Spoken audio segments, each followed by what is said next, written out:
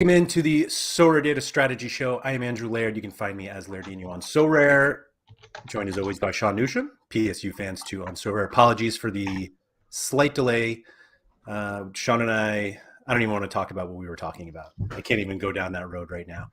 It may come up in the show, but I really don't. I don't want to talk about this. Anyway, thank you to everybody for joining us live. I actually reached out to a couple people about this time, Sean, because this is about 2 hours later than we have usually been going. And Zarky just said this is the perfect time. And a couple of other people I've heard was like, no, it's actually better at the earlier time. We, I think, are still in this like, it's too early still for your dogs to be like quiet, but it's like not quite as early for them for when they're like really excited about the show. So like, No, what do you think?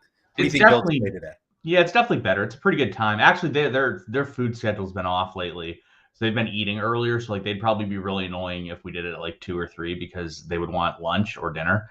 So I think this is probably the best time where they're the most chill going. Okay, fair enough. Fair enough. So yeah, the fun thing about this show is we have like people from all over, and so people from all over watching it. And so Mike Baston is the one I reached out to first, actually, and I was like, "Is 3 o'clock in the UK better than 5 o'clock?" And he's like, "Well, 3 o'clock's kind of towards the end of the day. 5 o'clock is like the end of the workday." But then we have Zarky here who was like, "This is great. Good morning." And Sam is obviously also in the morning right now. So whatever time you guys are watching, if you're here with us live, thank you very much for joining us. We have sort of, I don't even want to say we teased this topic because it's just like one that we've talked about over the last few weeks, kind of in spurts, and a lot of it revolved around Carlos Heel, who is a very important player for both of us, and we we get a lot of gallery review requests. And for full disclosure, Sean and I were talking about how like it feels like they're getting a little repetitive. Like we feel like we're saying the same thing every week, and I don't think we necessarily are. But there are a lot of galleries that are similar that we're just like, well, the advice is kind of the same. It, you should move from limiteds to rares. It's all about progression. Maybe you should buy some super rares to move into Rare Pro. And we don't really want to be here telling like people like exactly which cards to buy because everyone is different. And I don't even think we even want to do that anyway, telling people what to buy. Although, Sean, will say that in our, what was it, how to build a gallery with 5 ETH, you keep talking about how the players that we recommended are just absolutely slapping recently. Yeah, so Morshigi got injured, but like Boxall's like L5 is like 70. Like Boxall's L5 is so good that his unique is on the market. yeah, that's how good he's been. And Morshigi's was auctioned like earlier in the year too. That's how good both of them have been. Yeah, Yeah, the players that we recommended for like nothing have just absolutely gone wild. But I think to us that might be maybe why we're feeling it's a bit repetitive because we know what players make a lot of sense within any type of gallery. So like to us, if everything is very similar in like what you should do and how you should be approaching moving up, that is why we're feeling it's repetitive because we're saying the same players. So maybe if we just stop saying players and we just start saying like this is what you should do instead, it'll feel less repetitive to us.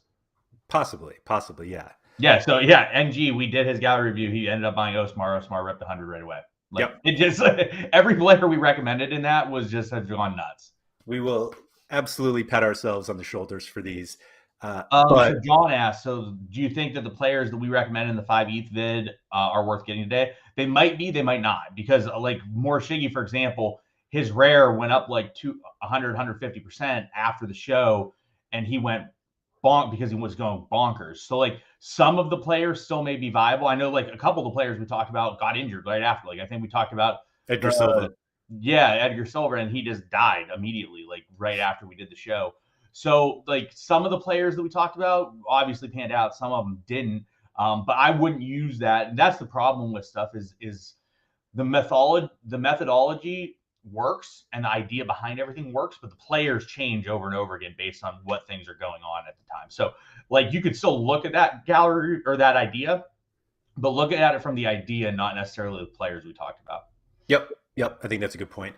We will, so we're going to keep doing them. We're going to keep doing them, but we're going to try to make the galleries fit our narrative instead of the other way around. And that's the case with today's gallery, which we'll get to in a little bit.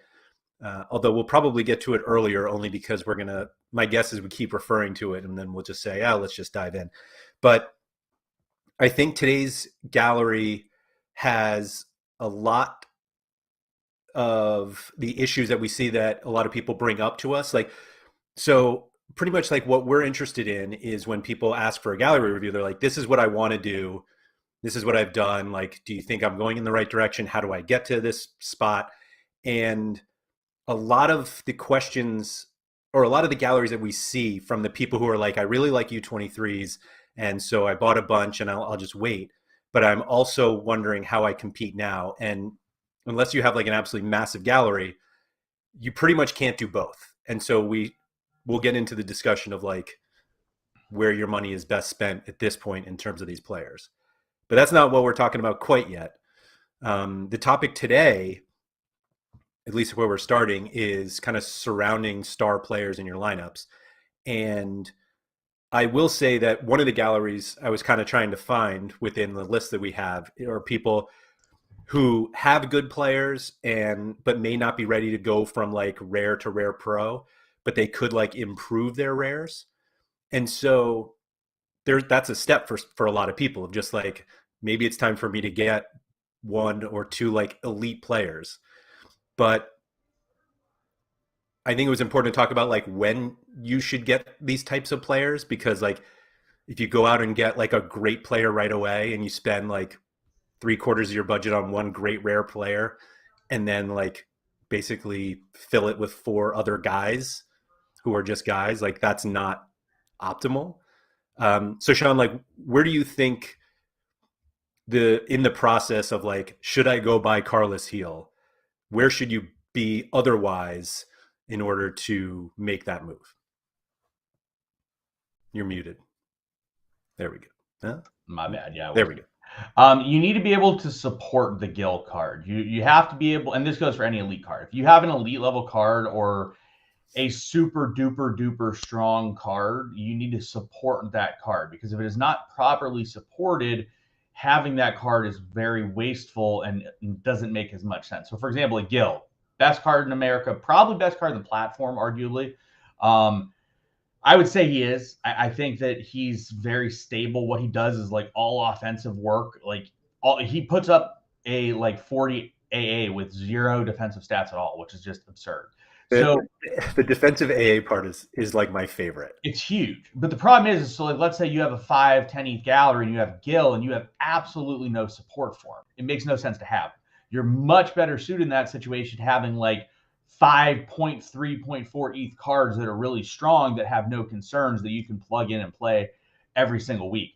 So to me, and then not to mention, like if you have Gil, if Gil breaks down or if you get a situation where last year when he gets injured, it is catastrophic. Whereas if you have 5.3, 0.4 ETH cards and one goes down, you can maintain that and manage that scenario.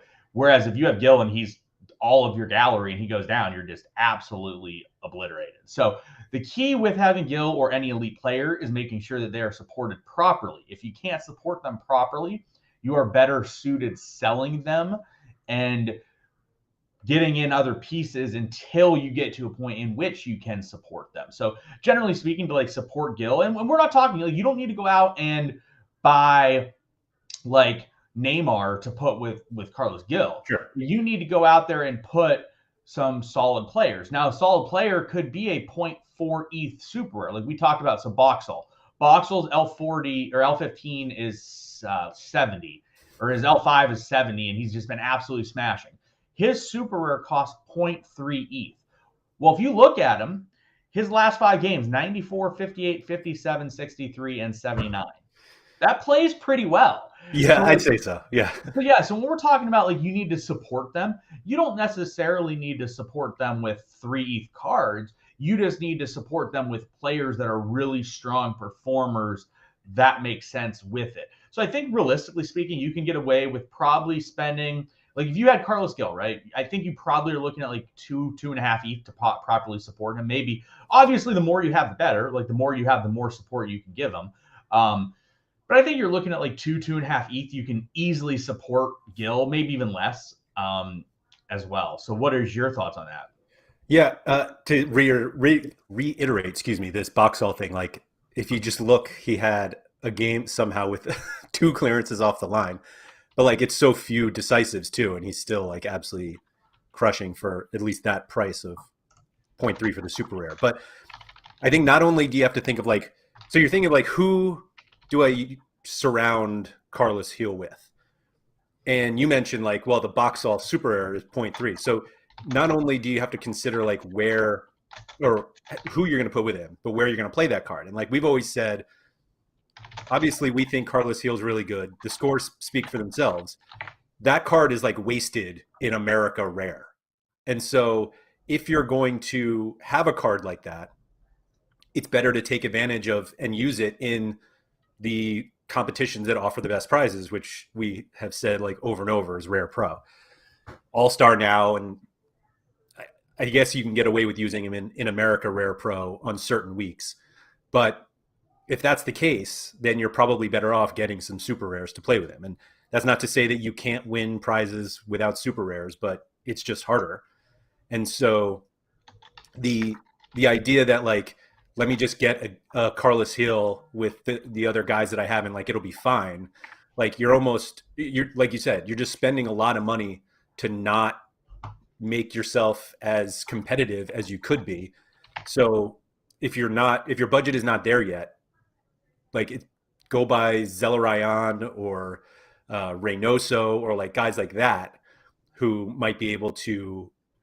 They're not going to, replicate Carlos Heel, but they could probably outscore Carlos Heel and whatever like junk player you have versus two like good scoring players, and then at some point work your way up to getting Carlos Heel. But like it's really just important to know like where you can play. Like you want to take advantage of the best player on the platform to win the best prizes, and you need to do that in the right competitions, which right now is Rare Pro. And so you need to just have the good cards with that Carlos Heel to take advantage. Yeah, I actually got someone made fun of me last week because Techers tweeted out that he played Gill in America D3, and I didn't call out Techers. So Techers, that was stupid. Just so you're aware, it worked out for you, but it was playing Gill in America realistically doesn't make sense. He's one of the very, very few cards where it makes absolutely no sense to play them within their region a majority of the time. I would say like 99% of the time, it just doesn't work and just makes no sense. So I think realistically speaking, you need to be playing Gill in Gas 3, not even Gas 4, Gas 3. Yeah, you've described that with Cecina before. Like you look at him as an all-star forward, not an 80 Correct. forward. Yeah, I get that you won your best prize, but you're giving up way too much upside by playing Gill in America. And if you're playing Gill in America, it means you should just not have Gill, or that you should be rearranging stuff so that it makes more sense to be playing in Gas, because you're capping your upside in America so much, because you're literally, if you do not finish, let's say second or third, you're like stealing on a card is like 0.7 ETH. Whereas like you can get that for like 50th in Gas 3. Obviously, like you're trying to win a Gill. Like you're literally trying to win a Gill, which is great. Like obviously I want to have a Gill. Here's a question for you, Laird, and it's probably different for you because you do not have the gallery. You probably just absorb another 2 ETH card in Gill. But if you want another Gill, would you sell it or would you use it? I would probably keep it to run in America Rare Pro, and after the season realize it was a mistake. Yeah, that makes sense. I would probably keep a Gill as well, and to run it in America 3. And the reason is because I have a super rare and a rare, but like I do acknowledge that if you have a bunch of rares, Gills, running it in America 3 would be great, because in theory, a lot of people shouldn't run it there. But so herein lies the problem, right? And our buddy Gator Guy has looked it up every week, like where the Gills are. And Sam just says lots of whales have gills and they don't play them in gas 3. So here's the thing. Most of the whales are really, really bad at Sorare. Like they're terrible at Sorare. I So people misusing Gil and putting him in the wrong place is obvious because most people can't understand where the right place is. yeah, I kind of want to think that the argument to not using Carlos Heel in All-Star D3 is that they're using like Cruz and Kimmich. Which again, that therein lies a problem. Like, why is that the case? No, I think the argument that's more being made, and Techers can talk about if this is what it's being made. He didn't feel that his lineup is good enough to compete in Gas 3 with Gil, but he knows that there will be less Gills in America 3, and his lineup is better to compete in America 3. That's why he did it. So Techers, let me know if that's a correct like thought process that you had um, on what you did with your Gil and why you did it last week. But so the problem is, so like we've seen Gator guys' lineups, we've seen your lineups, right? Although your lineups, I guess, have more of the marquee players, like you have like Avila. Like Gator guy got a Gil a month and a half ago. Yeah, so Tecker said yes for 1 week only. That's why he did, and that makes sense. Like I do think you running like a Gil in America like 3% of the time is probably fine if it makes a lot of sense to do so. But so like Gator guy, we've looked at Gator guys' lineup. Like he runs like Matt Hedges super rare, but he has like top 20 and got a star rare like 3 times in a month and a half that he's had Gil. Like it doesn't take the most absurdly priced cards to get there. Like if you ran Boxall for the last 5 game weeks with Gil, you're in a great spot to get Yeah. a tier 0 in All-Star out of the just starting with 2 players. So I think that's a misconception people have. People have a misconception in general that like you need the most expensive players to compete, and you just don't. You need players that perform the best, regardless of what their price point is. It's easier if one of those players is Carlos Heel, though. It is. It is definitely easier, and that's so. Mac asked what the maximum would be to have one player in your gallery. So I'm a big believer in depth. I think depth matters a lot in this game. Like last week, I lost seven goalies. Today, you lost. Well, you may lose your best forward because of the allegations to Sebastian Villa. Like, so all of a sudden, like you have your galleries. What's your gallery like? 40? It's like 35-ish, yeah. Okay, so your gallery's 35, and you're possibly losing a Sebastian Villa that will need to be replaced by someone. Well, that makes it really difficult to replace if you don't have the income coming in from it without you just investing more. So my issue is like I would probably not go over more than 5 or 10% on a player. But if your lineup makes a lot of sense, like you have a really good gas pro lineup and you have like a 5 ETH gallery, and it's totally realistic. Like we've done the builds for it, and it's something that can totally happen. And you want to buy a Carlos Gil because it pushes you over the top, it makes sense. You just need to be aware the variance game you're playing and the fact that you have a lot riding on that card performing and not getting injured. What's your thoughts on like having that card in your gallery and the price point of it? Yeah, I think it's just a matter of like what your risk tolerance is, and you have to realize that the higher percentage that a single card is of your gallery, if that player goes down or can't play for any number of reasons, and my gosh, we have seen a number of really stupid reasons over the years that guys have to, that guys end up not being able to play, then you just have to realize that if that happens, then you're out of luck. Like you can't easily fill that hole without putting a ton of money back in. And so like it can work. Carlos Heel like has been fit. And so as long as he's fit, then like that works. But if something happens where he stops playing, obviously that's a giant hit for basically everybody who has him. Like he's an important card for pretty much anyone who has him. And so some people have the depth where they can take that, can take it, but it's really individual risk. Like what my risk would be is much different than someone else's. And I also happen to be in a different position since I won Carlos Heel. Like I didn't pay 2 ETH for him. And so it was a much different situation with my gallery. But I did share with you today just like how bad, what it looked like now, how bad the lineup was that won that card. But it's just,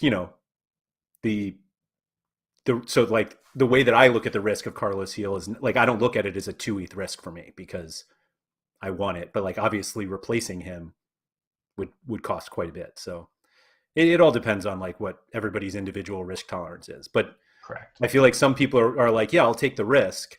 And then when it doesn't go their way, they're like decimated. And it's like, well, you said you would take the risk. Like I don't think people like actually think of downside risk nearly enough. And so, it's like my 11-year-old son is like, no, this, whatever, I tell him to put a coat on because it's raining. And he's like, no, it's not raining. I'm like, well, it's supposed to rain today. And he's like, oh, it's just like 20% chance of rain. And I'm like, well, it could rain. He's like, it's not going to rain. And I'm like, all right. And then when it rains, because 20% is not nothing, it's like, all right, well, now you're soaking wet. And it's like, people don't ever think that the downside, whatever the small percentage risk is, like people are like, oh, it's so small, it doesn't matter. Yeah, it's the thing is, to me, it's not even risk tolerance. It's just about properly setting up your gallery. If you have 5 players and that's it, and you have nothing else, the odds that one of those 5 players isn't going to miss game weeks or something is just illogical. It's just not going to happen, right? Like someone's going to get injured, someone's going to get COVID, someone's going to be out for a couple weeks for whatever reason, or game weeks like aren't going to align, and like a team's going to play and then another team's not going to play, and all of a sudden you're left sitting there not having the options. So to me, it's just, and that's the thing is like, I think that depth makes a lot of sense. Not having depth to me is very detrimental. It's just, you have to be able to have depth. But at the same time, you don't need, but having more marquee cards is always a plus. If you have cards like Gil, like it's really going to help you push over the edge. Like you see Gil, like the only person I think on the platform that has as many like 100s are like Messi and Neymar. Like they're the only people. Well, for 3 months out of the year, the only one of those guys that's playing is Carlos Gil. Not to mention, like they all tend to be forwards. They're not typically midfielders, and Gil's a midfielder that just plows in points.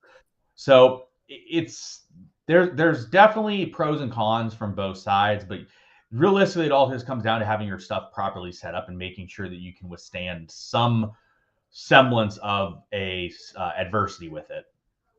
Yeah, I'm going to go back quickly to the discussion about playing him in America Rare Pro, or I don't think anybody should ever play Carlos Hill in America Rare, but in America Rare Pro, I think it's okay to do it until like now or the next 2 weeks. Once the European season ends, yeah, he should absolutely never ever be played in America Rare Pro. It's also been made a little bit better because Slonina's a good card to win. Enzo Fernandez is a fantastic card to win. There's been some American cards that have sort of established themselves as like really good cards. Yeah. So it's moved, which that means like before Enzo was like 1 ETH a couple weeks ago, I think. And when he was 1 ETH, there was literally one card in America that was over 1 ETH in value, and it was Gil. Every other card was like 1 ETH or less. Yeah.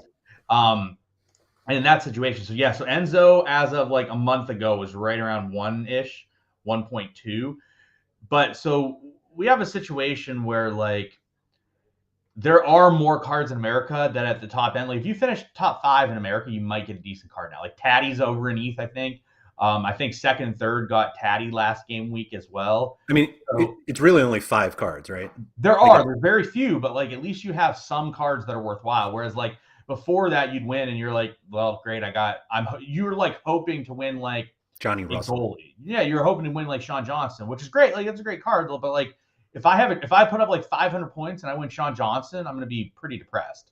Yeah, I'd say of the cards that you'd like realistically be excited about, it's Enzo, Gil, maybe Julian Alvarez, Slonina, and no longer Sebastian Villa. No, and Taddy. That's and Castellanos. Yeah, those that's it. Realistically, outside, and like, I'm not saying you wouldn't be happy. Like if you want Everson or Hulk, you're like, okay. Yeah, like I mean, I got like 10th in Gas Pro, which you had worse experiences.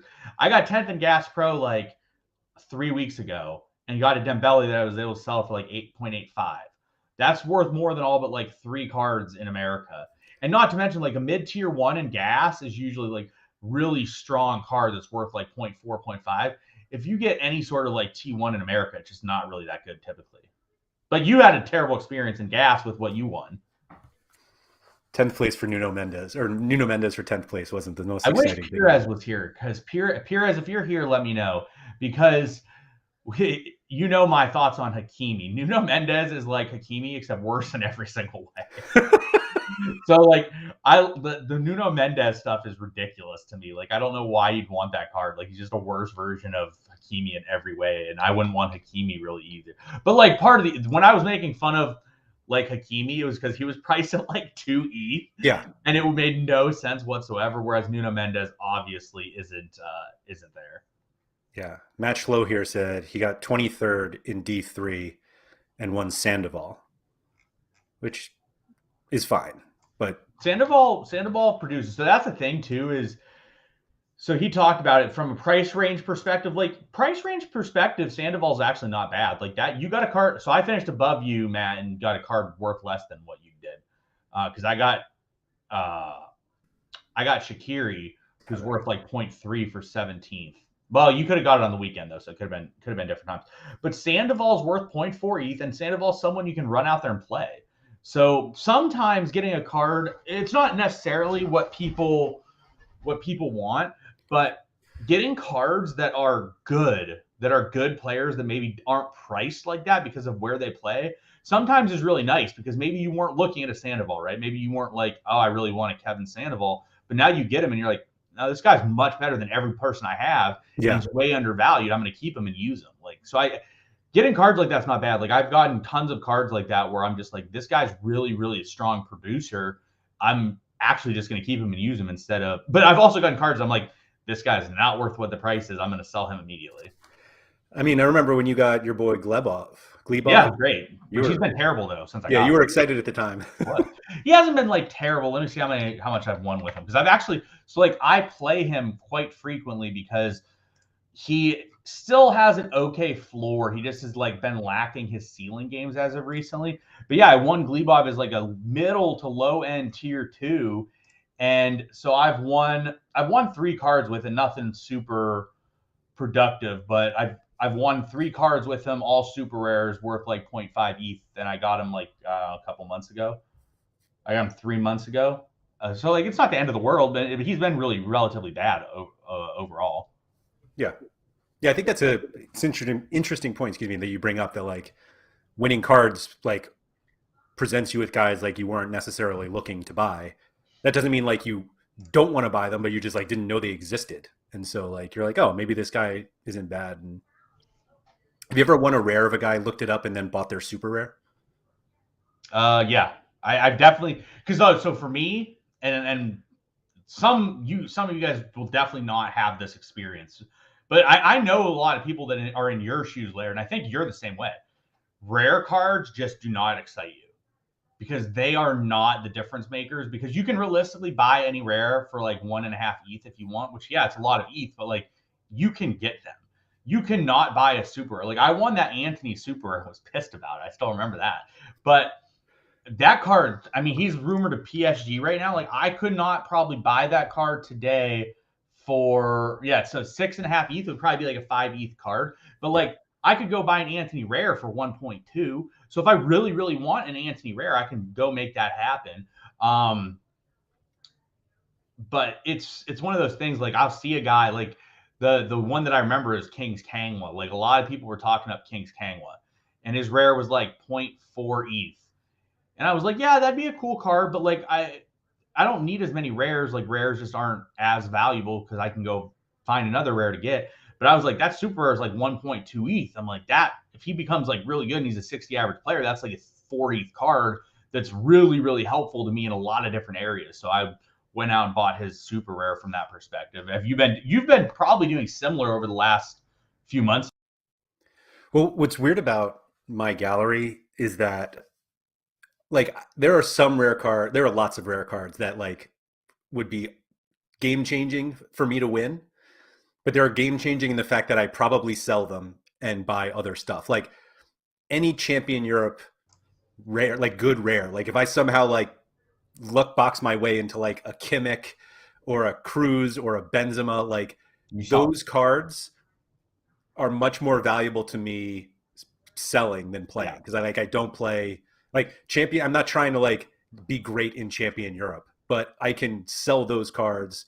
So basically, like any rare card that I can't buy, if I won them, I'm not winning them to play them. Like I would sell them almost immediately. No, I mean, I think for you, it's like any Champ Europe rare that you win, you want to sell it because there's no Champ Europe rares that make sense in your gallery. None. Right.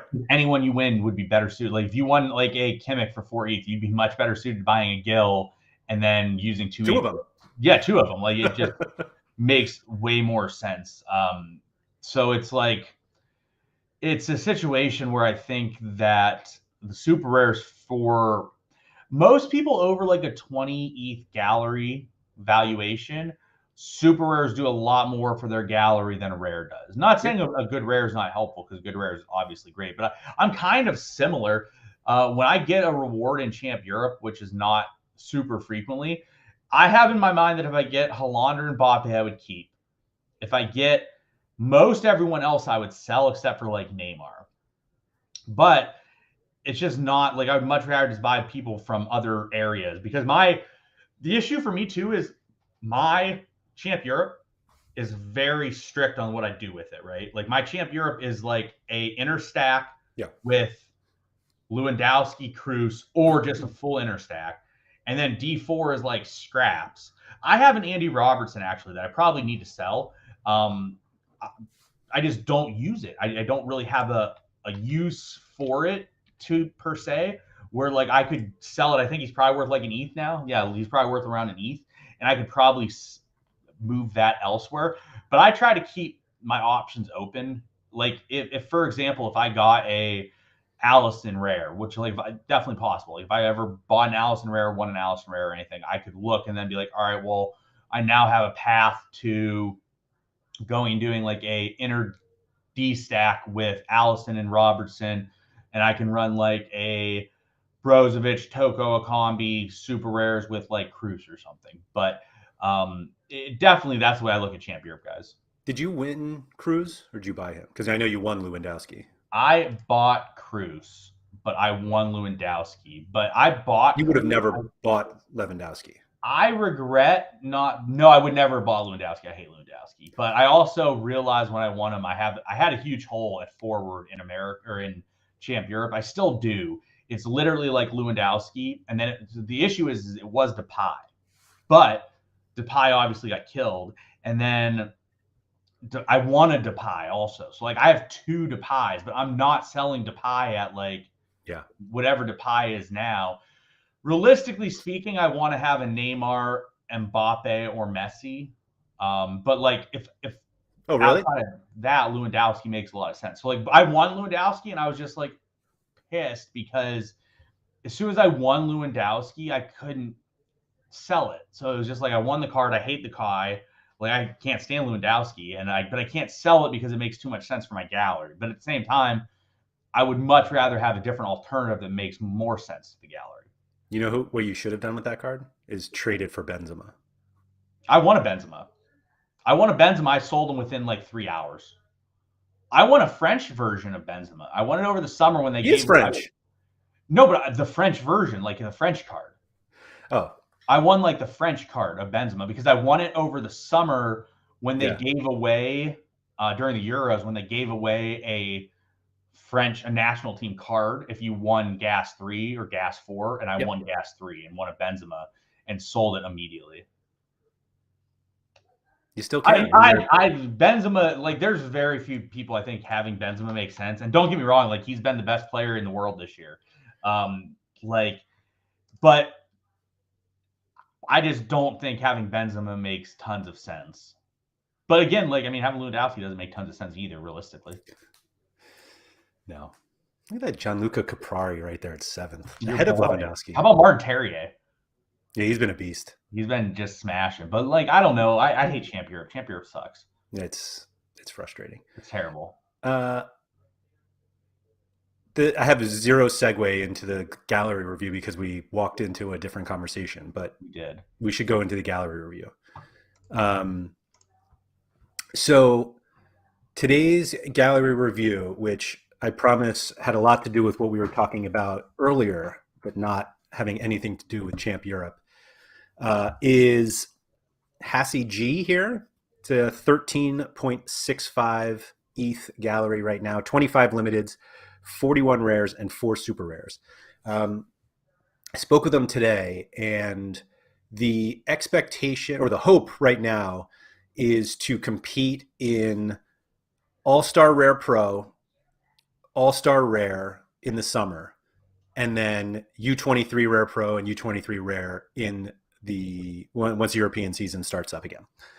So Sean and I looked at this gallery, and the thing that blares out as we'll go through is that it's a very young gallery. Like there are a ton of under 23 players who are really like under 19 players, who some of which are already very expensive and some of which hopefully are destined for greatness. But there's also this first card here, Carlos Heel. And so there are some like elite cards in here. We've got Kikuchi. Maximiano is the U23 goalie that we're looking at. But the more that you look into the gallery, the more you start to see the ages of players dropping, but also the short-term utility of these players dropping in terms of SO5, because some of these guys are expected to be very good one day, but they are just not there yet. And so it's kind of like a big group of players within a gallery that are just sitting here. And it's kind of a great example of what can happen in terms of like what you can do SO5 wise if you put a lot of resources into very young players who you have to wait on to become good. And I think Andy and I talked about this earlier this week, that basically if you are somebody who is going to invest in these really young players, you really should be comparing how long it's going to take you to flip these cards potentially for profit, what the actual upside on these players is, and whether you can be more successful playing SO5 or not. So Hassie's in the chat. Thank you, Hassie, for joining us so that in case we have any questions. But Sean, what was your kind of first impressions on this gallery? I think that, so I say this with all love because Laird sent me the gallery, but I think the gallery needs to have some like introspection and like looking at it, and you have to have some realizations with the gallery, right? So he wants to do a lot of things with the gallery, but he just is not able to do some because the players just don't support it. So we talk about earlier, and this is why we picked this gallery, is you need to support Gil. But this gallery really lacks support of Gil. And then also in terms of for the like future and what he wants to do in the fall with playing U23 Rare and Rare Pro, he can't even put out a rare lineup in U23. So wanting to run a U23 Rare and Rare Pro lineup is just not really a realistic goal that should be had as of now. So in my opinion, the gallery just needs a full sort of rework, but it shows like how good of a job. Like if you look at like Arda Gurler, he bought it at like 0.12 and the card's worth like close to 1.5 now. Like you probably sell it for like 1.2, 1.3. But I think that the gallery in general needs a bit of a rework, because I don't think in the fall you're going to be able to play anything with U23 perspective, because you don't have enough players that line up that way. I also think there's issues with Gil support, because the idea with Gil is that you want to be able to use Gil and maximize Gil over the next 3 months. But the best players from that perspective are like Rodrigo Ray and then the Newell Old Boys defenders. But the issue is that they're off for the next month. They don't play. So that means you can't use Gil with them, which means that you then are using like a Makawa super rare, and he gets benched frequently. Although with the new coach, he might not get benched as frequently as like what he did previously. But you have a month without the real ability to help Gil, and then you also have the second most expensive card like that is usable is Kikuchi. As you see in this lineup, Kikuchi isn't used. Yeah, so Hassie said that they start back up in June 6th, but that is quite a while from now. Although, granted, the MLS takes a break during the international window as well. But another one of the issues is that there is going to be different weeks where you have lack of roster correlation because MLS and Argentina might have different weeks and different sort of schedules. So that's another concern with having stuff. So to me, and so he did say that he doesn't really want to sell some of the young guys, which to me that isn't really a good move. I think that you have a guy like Odoveski who could start, could not start, but his value is pretty good. I would probably remove him. Trubin is a guy that can sell for a bit, but is not covered league, so I could sell Trubin. But one of the ones I think is most logical to sell is Maximiano.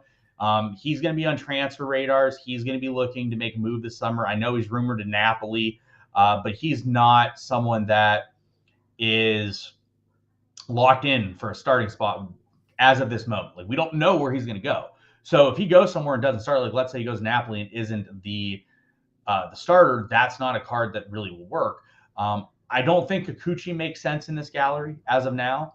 If you are not running Kikuchi in Gas 3 or Gas Rare Pro, it really doesn't make sense to have a Kikuchi. So I'd probably sell that card, or you have to run it with like the Makawa Super Rare, Kikuchi Rare, Gil Buxa, and then a Super Rare, which does work, but I would probably feel more comfortable not doing that. And then I would definitely sell Arda Gurler. I think having a 10% of your gallery tied up in a completely unusable piece is just not something that's really realistic at this time. So like if you were to sell like Gurler, some of the goalies and the defender with Kikuchi, you probably are looking at like 3 to 4 ETH that you can use to sort of revamp your team, whether that means revamp around Gil and or revamp your U23 going into next season. Because I think your current plan with U23 next season is just not a realistic goal with the current players that you have within the gallery. What's your thoughts, Laird? What, before we do that, what do you think the realistic upside, like if Guler becomes like a regular starter next season, what's the price upside? I'm sorry, repeat that. If Arda Guler becomes like a starter next season, what's the realistic price upside? Less than what he is now, maybe. It's possible, right? Like I don't. He's 1.5 ETH and he has started 2 games this year. He scores every time now. No, I know. I don't see a. And there's like let me clarify this too. I think he's a great card. I think if you have a gallery that can withstand holding him, it's amazing. But when you look at the rest of the gallery, like we have big question marks around Maximiano. Almada's mediocre. Balagwisha is not great. There's no other options, and Guler doesn't play. So like it's already lacking from that perspective of like these guys just are not locked in starters, and there's a lot of concern with them. So like I think if you sold Gurler now, you could possibly get him back at a cheaper point later. And also like are they really going to run out him as a 17-year-old like 90 minutes week in, week out? Because if they're not going to do that, one, he's unplayable. Two, he's not going to really go to some price point that's absurd. Like he's already priced what Enzo Fernandez is. Mm-hmm. And like his price point is massive. Like he's as expensive as Joey Veerman, who I think both of us think is the number 1 U23 midfielder next year. Yeah. And that's how expensive he is. It's not a card that makes the most sense for a gallery of this size. For those of you who are unfamiliar with this kid, all he does is get decisives off the bench. But it's like the scores are pretty wild for a player that like plays between 6 and 40 minutes. But which is why there's so much enthusiasm about his price. Like obviously, let's see, the last one went just the other day, one basically just over an ETH. Matchlow said he's on the radar of Arsenal. If he goes there, he's basically dead for 1 to 2 years. I just don't see a realistic outcome where he's not sort of dead for quite a while. And that's the outcome is if he stays. But even like regardless, even if he's very good, you're still looking at this lineup. I just like Almada was just the best of the defenders that I found. But it doesn't seem like if you looked at this lineup as just in like prices, like if instead of this seeing the actual players, I just told you like how much each player was. First off, you wouldn't guess any of the players that were in here. Like Guler wouldn't be on your list if I was like, I'm going to make a U23 side and I spent an ETH and change on this one guy. The list of guys that you would guess is long before you get to him. That doesn't mean he's not going to be good one day, but it just seems like it's just what we were talking about before. It's like a huge use of resources that could be used to strengthen the rest of the guys in the lineup if you want to play U23. Like looking at this lineup, right? We're going to say this is going to cost us 3 ETH, right? This lineup would cost 3 ETH. How many rewards do you think it would win over the course of the season? Not 3 ETH worth. I would say 0. Like I'd say if you said an over under at like 1, I would take the under probably, because I just don't.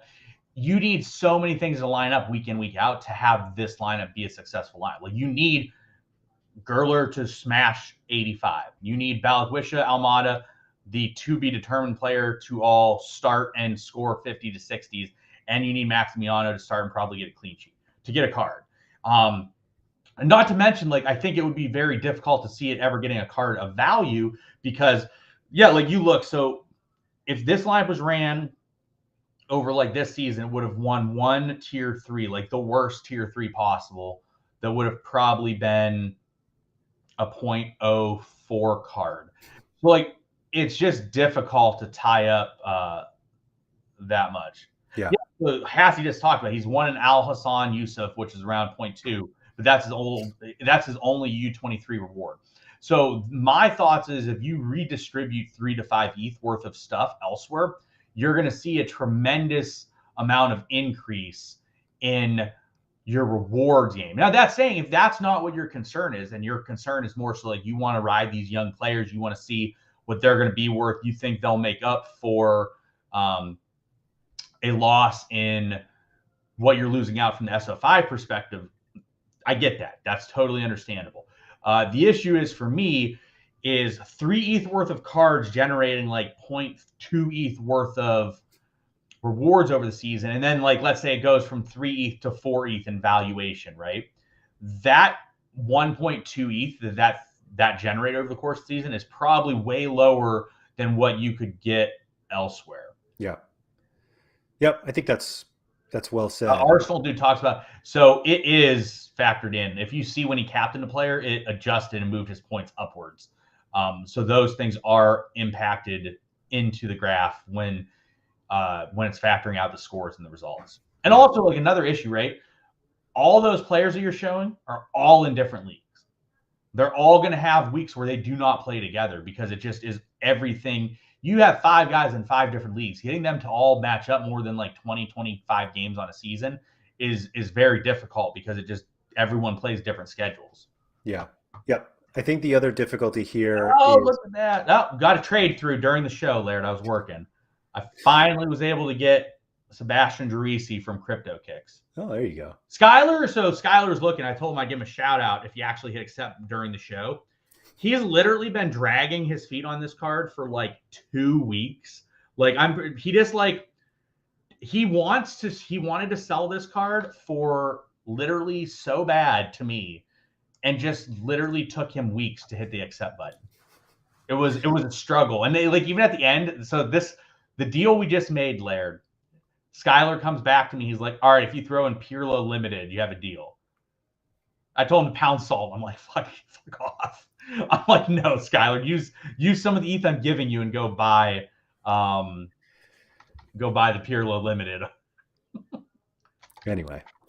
Back to the discussion. Yeah, back to this discussion. So one of the things we see here is that there's no goalie for the summer. Well, it's Rodrigo Ray. No, that's for Rare Pro though. Oh yes, that is, yes. So the idea, and I'm trying to take them out here. So like using the lineup builder, I'll actually say that too. If you're somebody who wants to build someone else's lineups, just go to their gallery page and hit this lineup builder, and then you can build their lineups for them. I told Harry about this, by the way. Harry had no idea you could do this. Yeah, it's great. So the idea, so when I see this, my thought is like common goalkeeper, and then I see a common goalkeeper, which obviously we know is going away in a few months. But the common goalkeeper right next to a Kikuchi rare feels unnecessary in terms of Kikuchi. So Well, yeah, I think the most logical path for what he currently has within his gallery is Makawa Super Rare, Kikuchi, Gil, Buxa, insert X Super Rare here. I would probably recommend in that situation getting maybe even another defender. I would look at like a cheaper defender option, and then I would just hope that Vissel Kobe becomes not embarrassing. I don't know what is up with them; they've been so bad. So yeah, yeah, so Hassie talked about Ray being for rare, but realistically speaking, like some of the improvements I would definitely make is when, like, realistically speaking, I think this goes for a lot of people, bringing in some rare goalies is going to be a plus thing. Like, have you noticed in the summer how expensive the goalies have gotten? Even for like the cheapest realistic goalie in America is 0.45 ETH from a rare perspective after this ETH crash. yeah. As somebody who has lost a ton of goalies recently and needs some, yes, I have noticed that the Yeah. prices have skyrocketed. Ditto. Yeah, goalie prices are really expensive. So like the problem is I think you just start with goalie and start improving your goalie situation because it's going to become difficult if the prices keep rising. Like even when we go into the fall with Challenger Europe and stuff, if your goalie prices are just seem to be rising, and in that situation, you're going to have them because otherwise, you realistically can't play in general.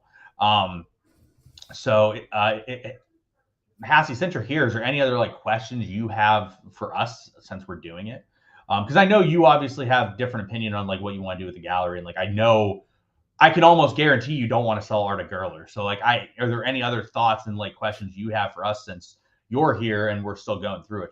But yeah, like overall, like I think there is things to do. So here's a question for you, Laird. We talked earlier about supporting Gil and whether or not you should have Gil or not have Gil. Do you think Gil being in this gallery makes sense? Or do you think that you would not have Gil within this gallery? I actually think Gil makes sense here. I think this lineup that we see for All Star Rare Pro for the summer could be could win enough. Like it's reasonable as long as the game weeks line up. Like obviously we're saying the problem is that Argentina's off until June, and then which June 5th sounds like it's really close. Today's May 13th, but like in so rare time it feels like an eternity. And so now you're just running or you're running Carlos Hill with a common goalie until then. And so now you're going to have like an all-star rare lineup with a common goalie, Kikuchi, and Carlos Hill. Like I think Kikuchi is actually the one that should go before Carlos Hill.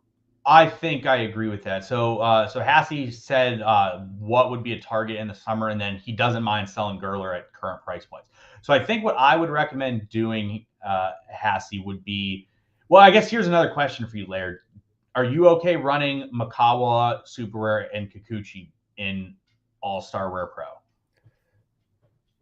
Like one super rare, the one Yeah, well, Kikuchi. you go get another super rare, use one of these other super rares. But like, are you okay doing that? Because that would sort of dictate what I would do with things as I well. got you. I got you.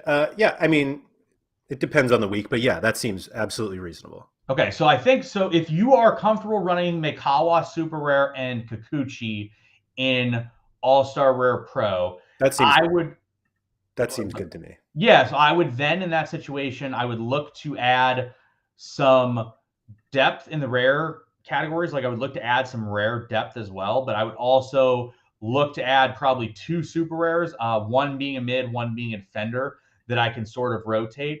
I would sell Gerler, and I think Laird said you're open to putting 1 to 2 ETH in if it makes sense.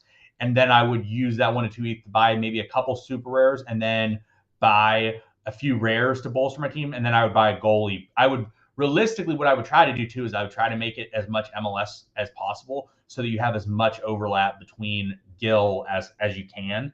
And there's good cards out there in MLS that are relatively cheap. And what I was going to say is if you're not comfortable running Mikawa and Kikuchi, I would sell both with the idea that I do think your Newell Old Boys stack makes quite a bit of sense to me. And then if you sell Kikuchi and Gerler and Makawa, let's say you bring in 2.5, and you wanted to put in 1.5, and all of a sudden you're at somewhere between 3 and 4 ETH worth of cards, you can just focus on depth and or your plans for the fall months with the super rares and U23. I think going into U23 Rare Pro, that can be another discussion we have here too. So people go into Rare Pro, and I was actually talking to Mike McGovern, McG, from Orlando the other day, and he was planning to play U23 in the summer and Rare Pro in the summer. What he has found is that he had Thomas Hazal. He's out for the next month and a half. Well, and he had, I forget what the other goalie he had was. He had another goalie that was a starting U23 goalie in the summer, and the guy's out. Well, so now Ochoa? it could have been, yes, it's Ochoa. He has an Ochoa. So all of a sudden, that's 1.5 ETH tied up with U23 Rare Pro, and he just is unable to sort of play it because he doesn't have another 5 ETH to go and support it. So a misconception people have, and don't get me wrong, U23 players are great. I love the U23 division. I love playing it. It's very expensive to run it properly and to also get in replacements in the U23 division. I think what people realize is like they have some pieces, but 1 or 2 of them go down and you need to replace a goalie.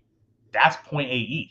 Do you really have another 0.8 ETH to go and get another rare goalie? Because if you don't, you realistically can't play it. And then the super rares, like I think at least, although you did get a good one the other day for around 0.45 in Lubicic from Rapid Vienna, who's probably going to Zagreb, which was a really good buy on your end.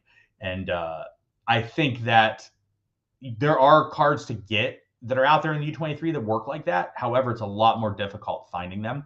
So I think people really need to think about what their plans are from a U23 perspective before digging in, because once you dig in, you realistically have to figure out and sort through issues like that. Do you see that misconception that people have in U23? You missed such a prime Korean timber pumping opportunity. My gosh. Well, I did. Well, you have set the bar at 2 ETH on Korean timber. So that's right. Yeah. Talk about Korean timber a little bit. Anyway, no. to kind of extend what you were saying there about replace. So U23 is really tough because the replacement cost of U23 is a lot higher than we see in every other division. And it comes down to goalie. Like we know that goalkeepers are expensive everywhere. Like bad goalkeepers, yes, you can get for cheap. But the problem is that you can't really get bad U23 goalkeepers for cheap. Like looking at this summer, we talked about this weeks ago, and the list of players is even smaller, but we were like, it's Osako, Tani, Slonina, Ochoa, Hazel, and that might have been it. And we thought maybe there was like 5. There was we thought maybe Oki, who hasn't started yet. Well, Osako was a maybe too, but he's been right. So the problem with U23 and ignoring that, like the upper tier U23 players are expensive. I mean, we just looked at Arda Guler, who has literally 0 starts and is costing like 1.5 ETH. But the injury to a goalkeeper is extremely detrimental from a budget standpoint, because if you run an all-star rare, all-star, or any regional, and you're like, oh man, my goalie went down, like you can find one who starts all the time for like 0.35. Is he terrible? Yeah. Does he start? Could he get a clean sheet? Yeah, absolutely. Yeah, let's make this clear too, right? You can't do that in U23. No, so like, and even just in general, like, you know who sucked and was a terrible U23 goalie? Osako. Yeah. Yes. Terrible. Absolutely miserable. Lost his job. He lost his job to a 38-year-old. He lost his job to a 38-year-old. His scores were relatively terrible last year overall. He had very few clean sheets. He had a very limited AA. And now he's selling for 1 ETH. I think the only U23 goalie in the summer selling for more is Slonina, right? Is anyone selling for more? No. So you now have Osako, who is the second most expensive U23 goalie over the summer. And this was a guy that was on the bench a month and a half ago. Mm-hmm. Realistically, with goalie, the only thing that matters is that you play. If you play, you have a chance to do well. And that's more so than I can say about someone that does not start because they don't have a chance to do well. So I think that, yeah, there's been so many U23 goalies that have come in, like Celentano. He's came in, Brez's came in. We've seen there's now 12 U23 summer goalies, but they're still expensive. Buying any of them is really realistically really expensive right now. So I think that you just need to you need to have options. Like realistically, so we talked about I lost 7 goalies last week. And then this week, I don't think Diogo Costa is going to play. We Nelson and I actually talked about it yesterday. I think a lot of lineups are going to be killed this week because people just plugged in Diogo Costa, and he's just not going to play. Yeah. And there's just situations where I think having options gives you the ability to play a lineup without taking a zero. I know for you, so for example, you've probably, how many times do you throw a lineup in there where your goalie is not expected to start? Every week. And realistically speaking, that lineup that you're doing that with is that lineup a lineup that could get a reward if you just had a goalie. Yeah. So maybe. Realistically speaking, I've talked to. I know it's not winning a reward with the goalie I have. I'll put it that way. Correct, but it could with a goalie. So you and I have talked about this before. I have, and I think realistically, the more goalies is never bad. You never sell one unless they're starting ever, and unless it's Premislav Teton, then you sell Premislav Teton for whatever you can get it for. But that's another story. But goalies, you just don't sell them unless they're starting. So you just want to stockpile them. Yeah. And then you want to just go, I don't even know how many goalies I have. But realistically, the idea is that you lose 3 goalies to an injury on a weekend and 3 new goalies come in board and started. So last weekend I lost 7 goalies. I think I gained 2 on the weekend though. Because if I know I gained Bobby Shuttlesworth, but that wasn't last weekend. But in general, you've had both happen with DeKaiser. I did. I got DeKaiser and then I lost DeKaiser. So realistically, the idea with goalies to me is you just have a shitload and just someone will get injured and someone else will start starting. And if you just have a shitload, you can just run through that over and over again. And every time someone gets injured, realistically, someone else will start. So as long as you have a guy in the top 2, you'd hope that your variance works out to where it's about even on things. Yeah. Looking at the list from Asian America. The goalies you sell are the goalies that are getting starts that do not have a realistic shot at holding their long-term job. I sold. Who did I sell? I actually think it's okay to always sell a starter. Oh yeah. Okay, I agree with that. That's fair. Selling a backup just seems absurd to me. Thank you to everybody who does it because it allows us to get guys who turn into starters much cheaper. But if I need to free up ETH, I'll tell you the last place I'm looking, and that's my bench goalies category. I'm not doing that. Anytime anyone offers me an offer for a goalie that is not starting, it's just not going to happen for you. I sold. In fact, it makes you feel great because you're like, oh my gosh, is he starting? Yeah, no, it makes me feel good. I go look up, see who got injured, and see if that guy's the new star goalie. So what happened with DeKaiser? Right. I got an offer for 1.5 ETH for 0.5 ETH on a DeKaiser Super Rare. I'm like, oh my god, am I getting a U23 starting goalie? And then, sure enough, I did. Yeah. But yeah, I don't understand. I sold Kempin for 0.15. Yeah, like that. But yeah, Kempin started. Let's see what I can buy Kempin back for right now. I bought Kempin for 0.15. He had absolutely no realistic chance at holding his job long term. And Kempin's price now is 0.05 is the floor. And my sale, I sold it for 0.11. Sorry, 0.11. But there was sales up around 0.135. Who was it? Oh, Cody Cropper, right? So with the Hazel injury, I'm not even people are paying 0.2 ETH for Cody Cropper right now. And I'm not saying I actually had I had a question yesterday. Someone asked, they asked about Ichimori. Didn't you just win Ichimori? Wasn't that who you sold? No. It was Gator Guy. Gator Guy won Ichimori.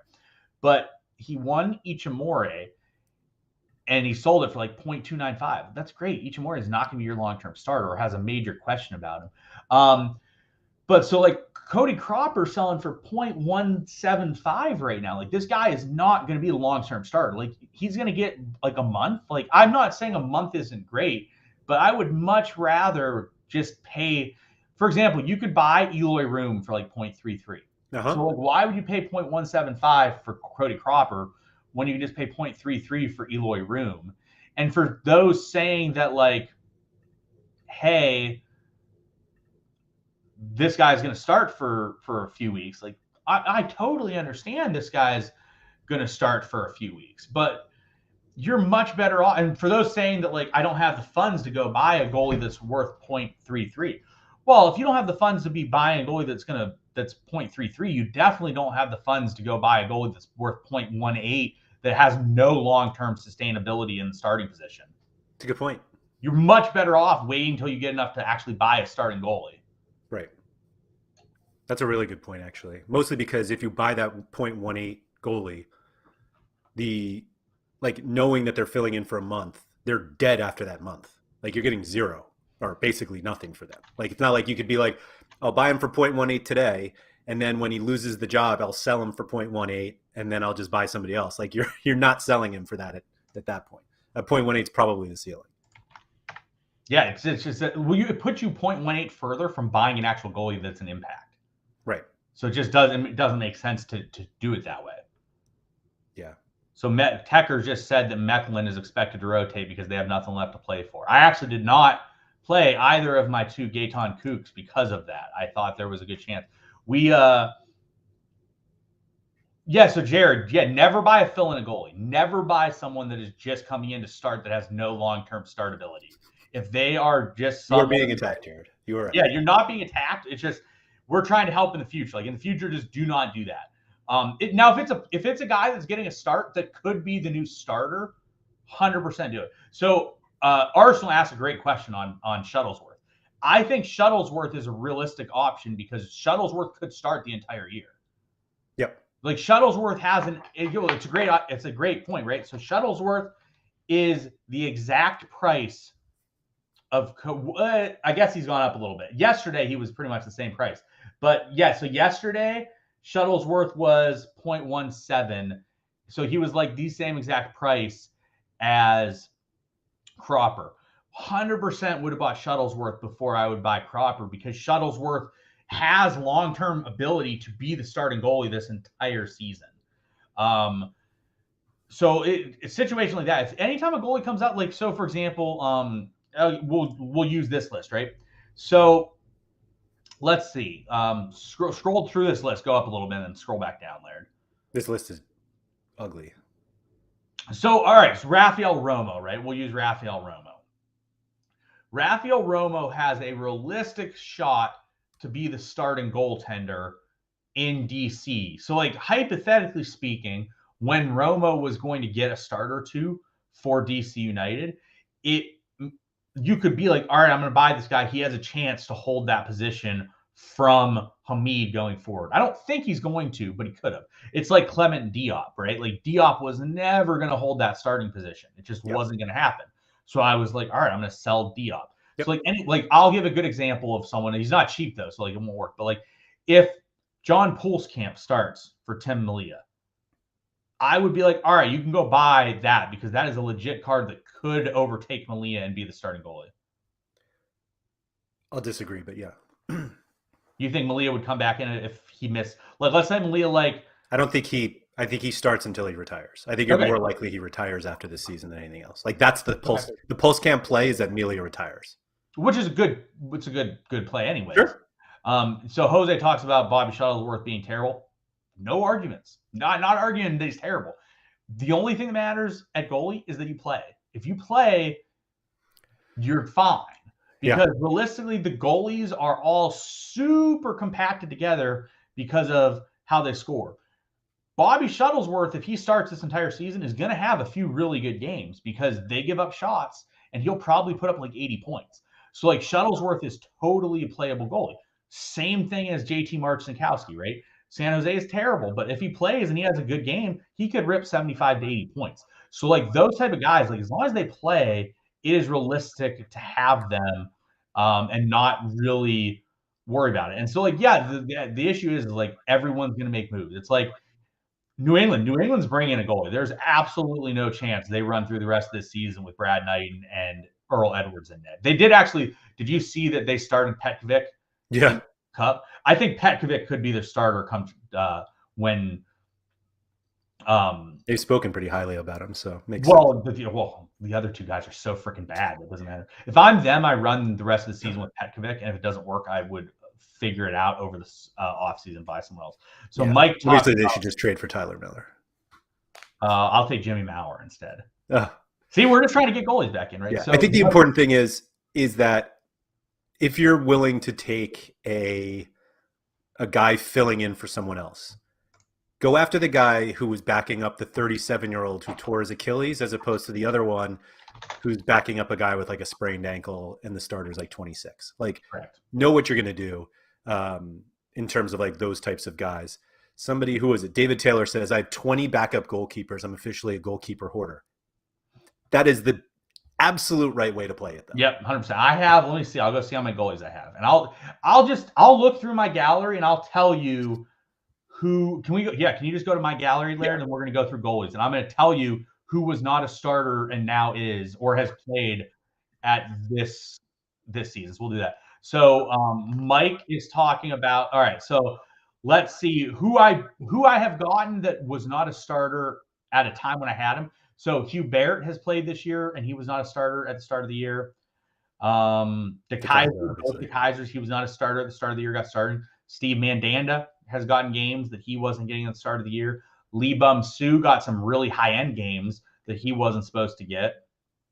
Marciano, I did buy him, though, after he started starting. Was Costa a starter when you got him?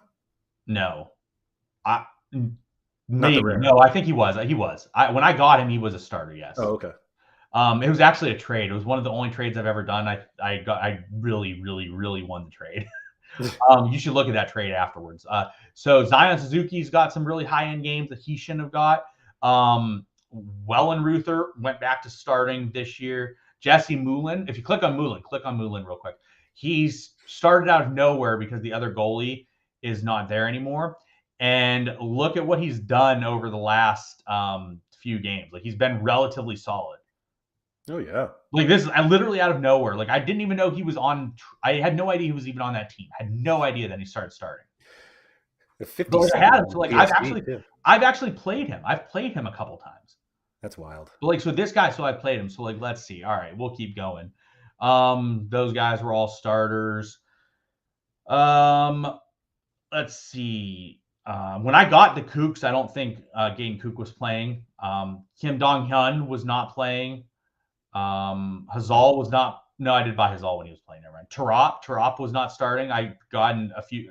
Tarap started last week. Loon and I bought when he wasn't starting. He's now starting. And Vogo's now starting. He's starting now. He's going to start one game now. Hey, that's 2 out of the last 3, Larry. Toby Layson has gotten a start that he wasn't supposed to get. Shuttlesworth is now a starting goaltender in the league. Howen, he started out of nowhere. Maxime Demand got a start. Donnarumma got a start out of nowhere. We're like 20, 25 goalies that I've talked about that, like, literally these guys are just like, they were just on my gallery, but they've gotten starts. So, like, it's a situation where goalies come in and out. Like, I've lost Jimmy Mauer. I've lost Arnaud Baudard.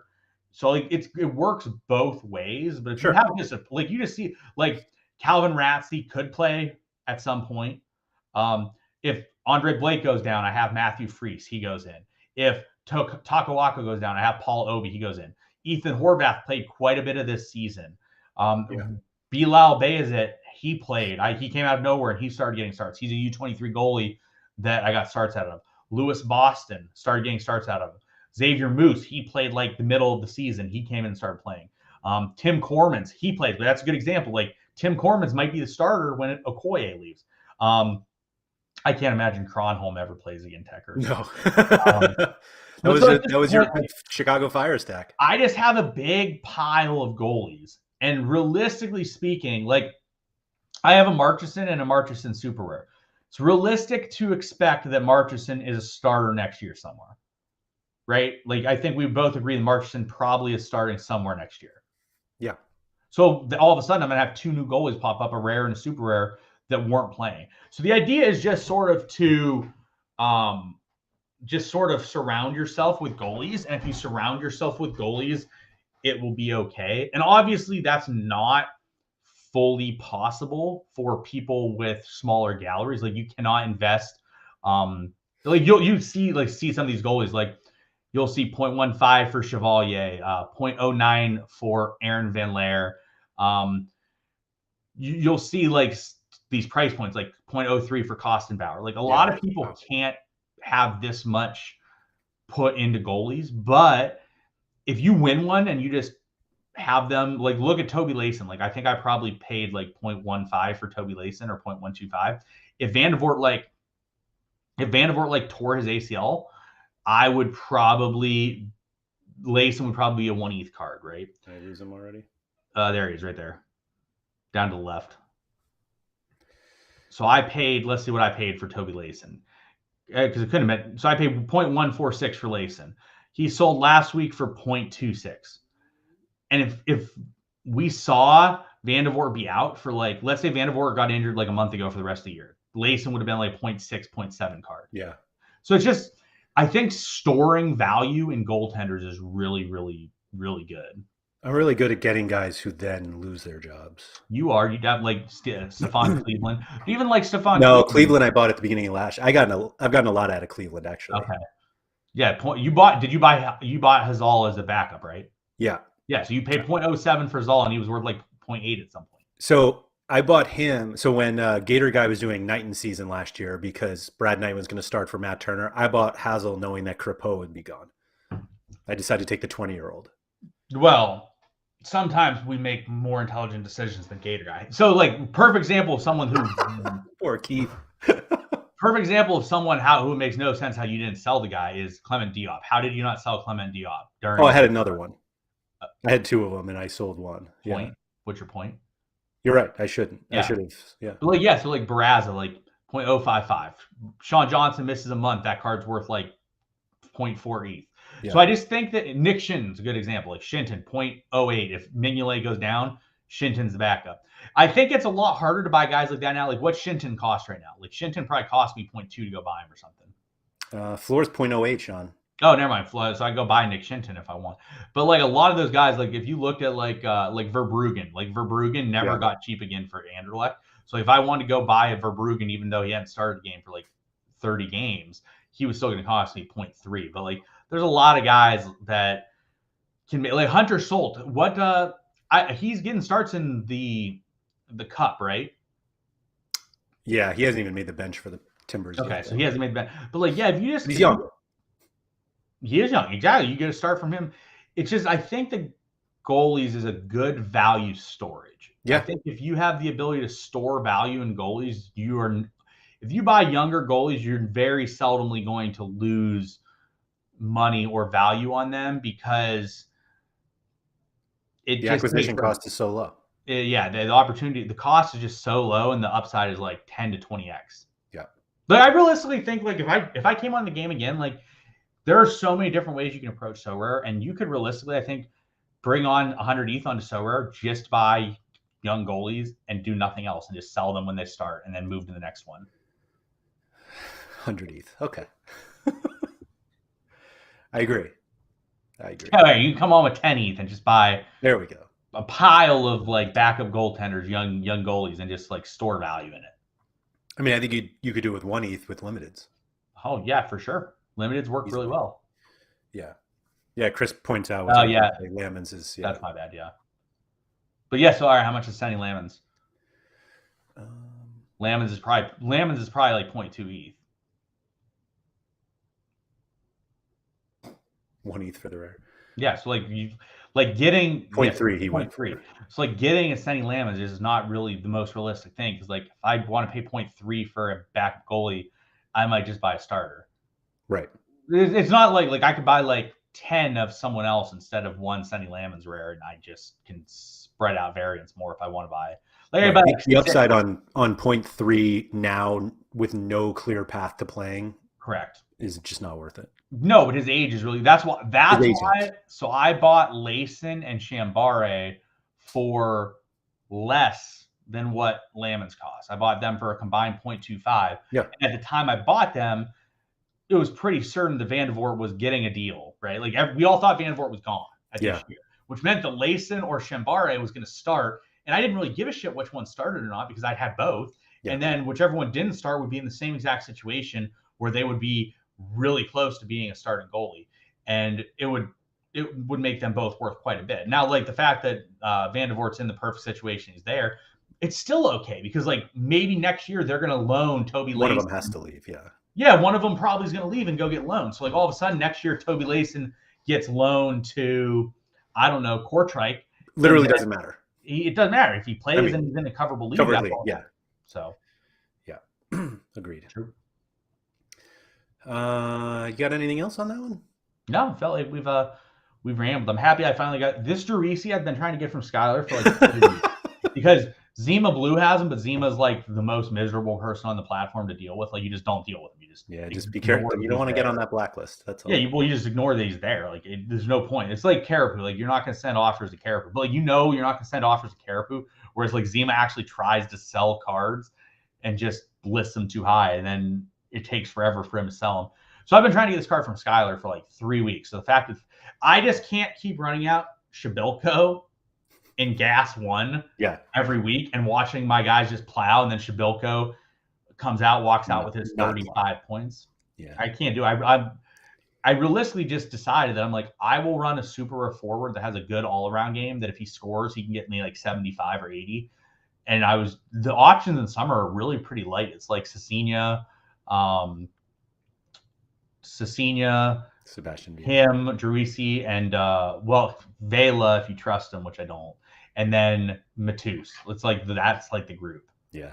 So I really wanted a Druisi just so that I can just plug him in D1. Like I will still play Shabilko in Gas 1 if like this week if Shabilko was healthy and I knew he was 100% going to start, I would play him against Charlotte, right?